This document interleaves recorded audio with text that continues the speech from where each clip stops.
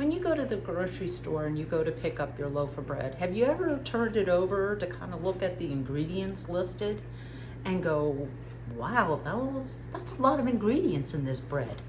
Like there's like 20 plus ingredients. Anywhere from, stabilizers, conditioners, preservatives, sugars, things that make the bread last on the shelf for a period of time, as well as lasting once you get it home and you put it in your cabinet. Here's the thing. Bread never used to be made with 20 plus ingredients. Going back thousands of years, bread was not made with 20 some more ingredients. Actually, it comes down to bread was made with basically 4. Flour, water, salt, and the starter, which is a combination of flour and water that goes to make your yeast and bacteria that helps your bread to develop. That's it. That's all the ingredients. What I hope to do is show you how you too can make bread. That's not only delicious, but it's also very nutritious. And it's the springboard to making all sorts of delicious bread from the basics of flour, water, salt, and starter. And that's the art of bread making. It's the time it takes, it's your environment, it's how you handle the bread. You're in touch with the food. I want you to enjoy the process of making bread and making your first loaf. So these are the tools that you're going to need when you go to make your bread. First off, a scale. Very important to have, because everything when it comes to baking gets measured in grams. And the reason being, in the milling process of flour, one mill is not the same as another mill, and you want that consistency when you go to measure out your flour. The second thing is a bowl. Now, I like this type of bowl because it's wide open and I can get my hands in when I go to work with the flour. And then we have a rubber spatula. You can use a spoon. Then we have a thermometer to measure the temperature of our water when we go to add it. We like the temperature to be somewhere around in the low 80s. And then our salt and measuring cup, bowl scraper, very important. Our lamb when we go to cut the dough before baking. Then here's the banneton that you will use to put your bread into to bake. And then the 2 flours that I have here is bread flour and whole wheat flour. Now, like I said, these are the items that you need for bread making. So the recipe that we're using today is a country sourdough loaf. And here we have our starter, which I fed this morning. And you use a rubber band to note where your starter was after you fed it and where it is afterwards. And what you want to do is see it double in size, which it has. And we have beautiful holes throughout, which means it's nice and bubbly, it's doing its thing. And remember, this is yeast and bacteria. And it's what comes from your environment in terms of the wild yeast, and the bacteria is what gives your bread that tang, that taste. And you can see when I take the lid off, it's nice and bubbly up top, and it has a great aroma.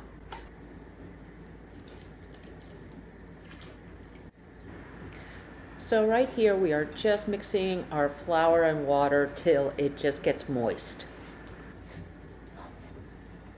So as you can see, we have a shaggy dough. Our water and our flour has been mixed. This is the beginning of gluten development.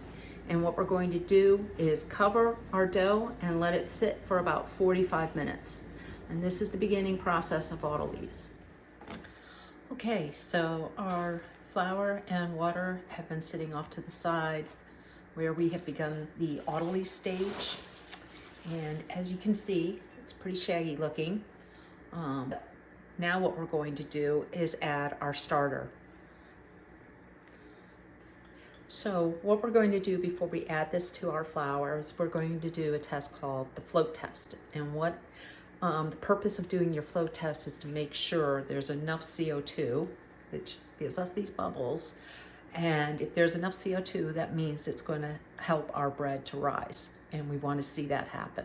So just take a spoonful and put it into a container of kind of lukewarm water. And as you can see, it floats. So it's ready to go. It's produced enough CO2. So we are going to add that to our dough and mix it in. After you mix the starter into your dough, you're going to add 10 grams of salt and 10 grams of water and continue mixing. Okay, so our dough's been sitting for 30 minutes and we can already see it beginning to transform. It's still rough looking, but not as rough as what it was when we started. So we are going to do the process called stretch and fold. And you want to keep a little bit of water for your hands. And what we do is that we're going to reach underneath and we're going to pull the dough up as far as it's going to go. And then fold it down gently. Then we're going to turn our bowl a quarter of the way and do the same thing. Stretch and then fold. Turn our bowl a quarter of the way, stretch, and then fold it over. And quarter turn, one last time, and stretch and fold it over.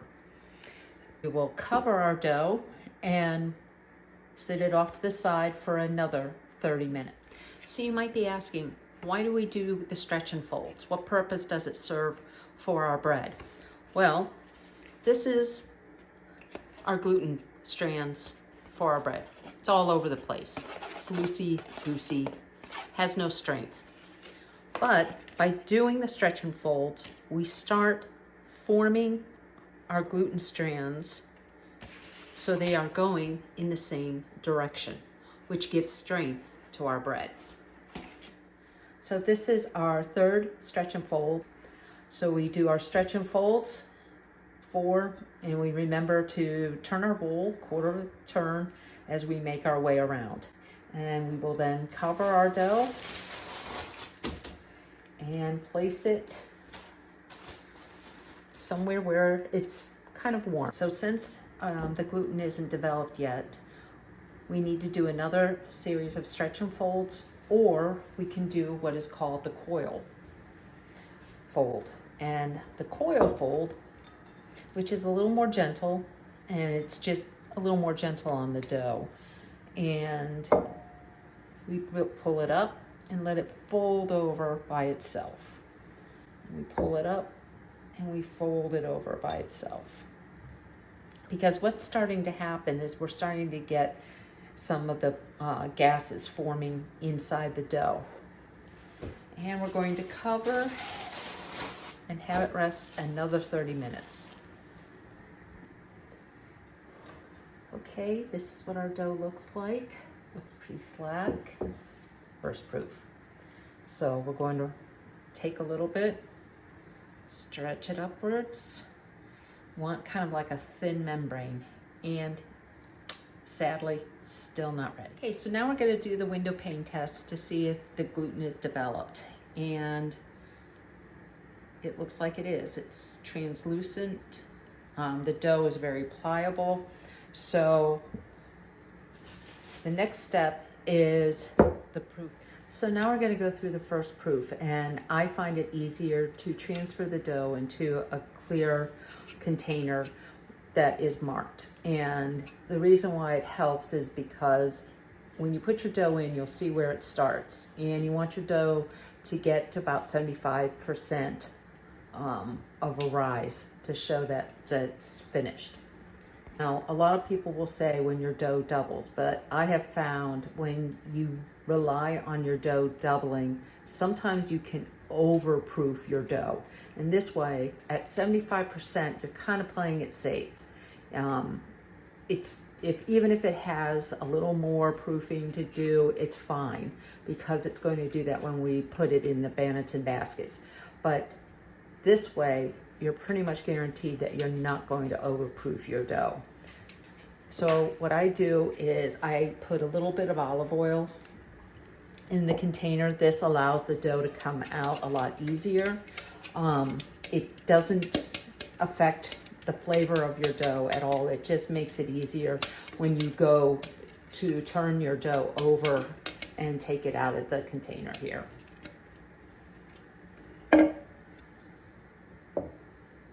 Just giving it one last coil full to kind of get it nice and set to go into our container. And so about a 75 increase in the dough would be about up here.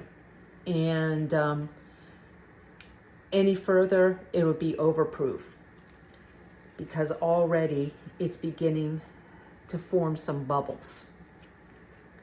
So I'm going to do now is cover it, and I'm going to place it someplace warm. This stage can take anywhere from 2 hours up to even 6 hours, especially if it's in the winter. So it's at this stage where our yeast and the acids in the dough are working, and they are going to make our dough rise and also give our dough flavor. And like I said, this is called the first proofing.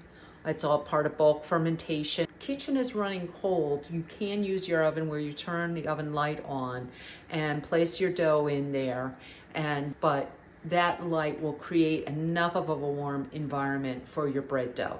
Or some people, you have toaster ovens like the Brayville toaster oven, and they have proofing on their toaster ovens. And I have, for instance, the Broad and Taylor proofing box, which works great.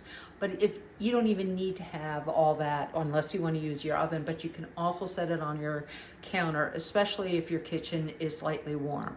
In the summertime, that's what I do. I can let it sit on my counter and it proofs in about 2-3 hours usually. In the wintertime, definitely takes longer, which is why proofing box or putting it in the oven works fantastic.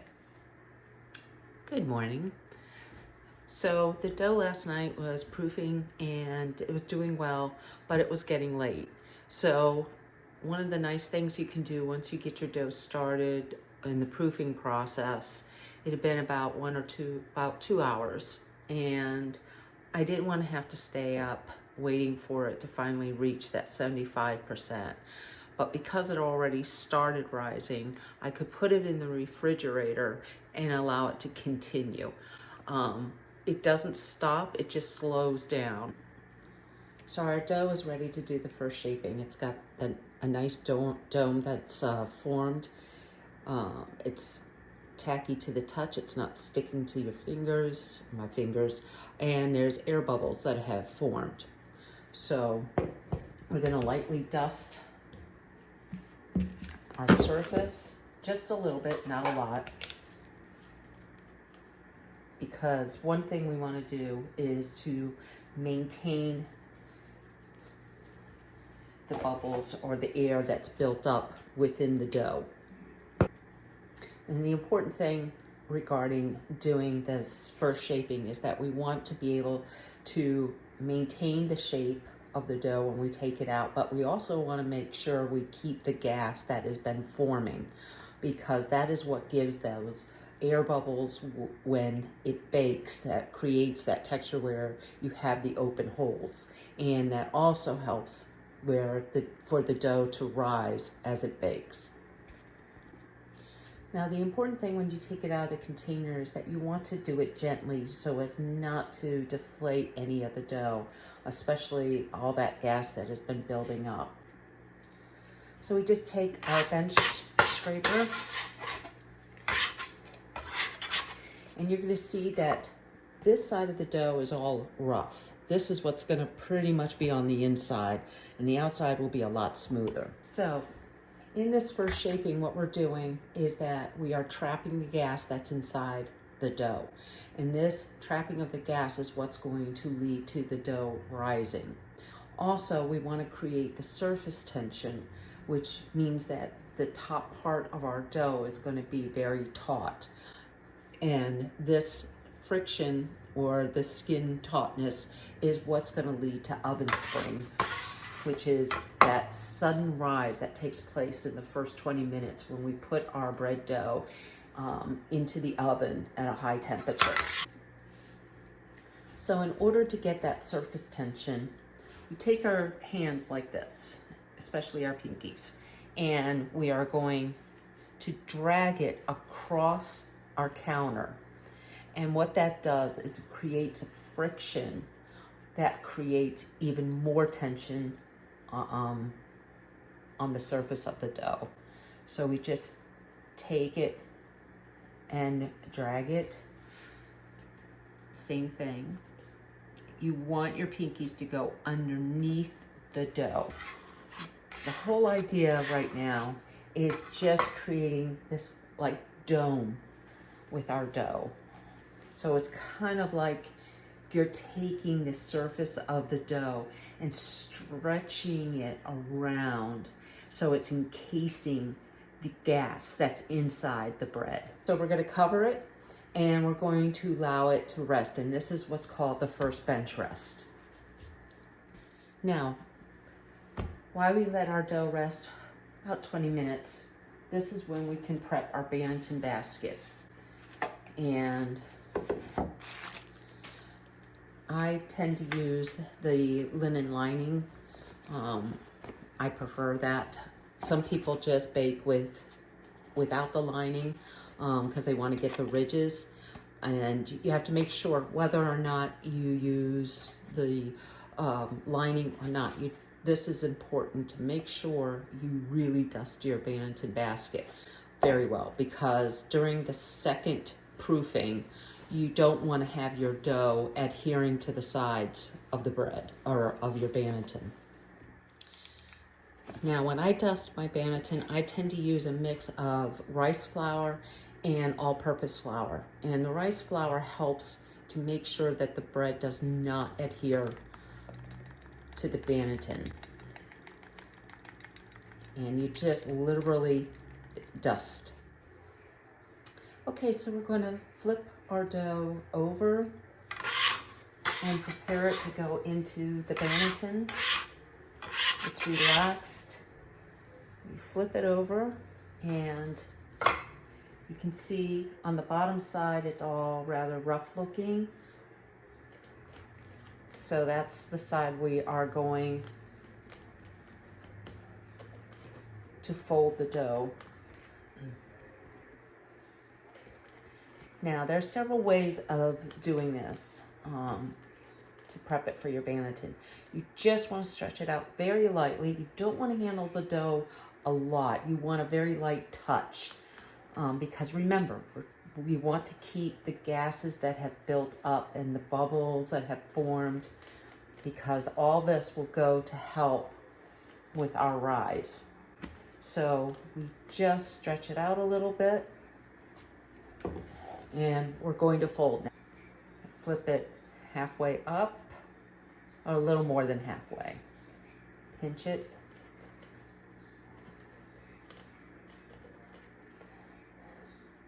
Then do it over.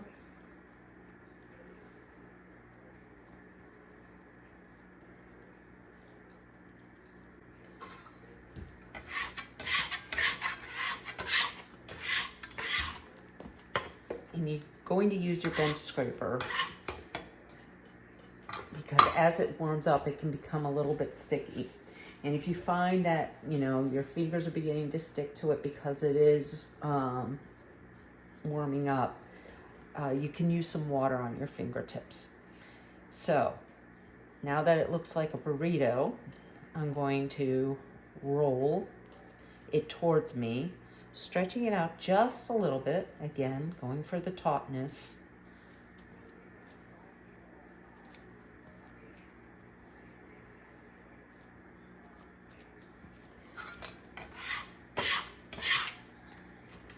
And we have seam side up. And you're going to have the seam pointing up. And we put it into our Banneton.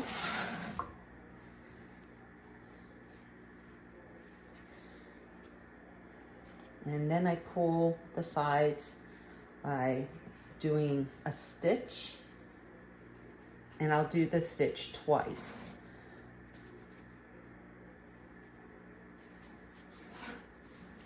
And then we're going to allow it to sit for about 20 minutes in the Banneton. And then we'll stitch it one more time, and then we'll place it into the refrigerator to do the second proof. And I usually let mine go overnight because I like the flavor that develops. The longer it gets to ferment, the more flavor it develops, so you get more of that tang. But if you are doing this in the morning, some people, what they do is let it sit in the refrigerator to the evening and they bake it then, or you can wait till the morning to bake it. Okay, our dough is ready to go in the refrigerator. I'm going to do one more stitch of the dough, which creates that tension that we want. And I'm going to bake this tomorrow morning. And since I get up early, what's nice is there'll be the smell of fresh bread first thing tomorrow morning. Good morning and welcome to baking your first loaf of bread. I have the oven heating up to 500 degrees. My Dutch oven is going to be in the oven heating up as well. We want that to reach the temperature of 500 degrees. And once it does, we'll take our bread out, we'll score it, and place it into a very hot Dutch oven where we're going to have that coolness and the heat coming together, creating steam, which is going to give us that rise that we see in bread. So grab yourself a cup of coffee and let's bake that first loaf. When you go to score, what it's doing is telling the bread where to open up. If you don't, it's going to search for its own way to release the steam, to rise, and you'll get cracks everywhere. Instead, using a lamb and scoring your bread gives it a direction to go. And you want to do it in one fell swoop, 45-degree angle.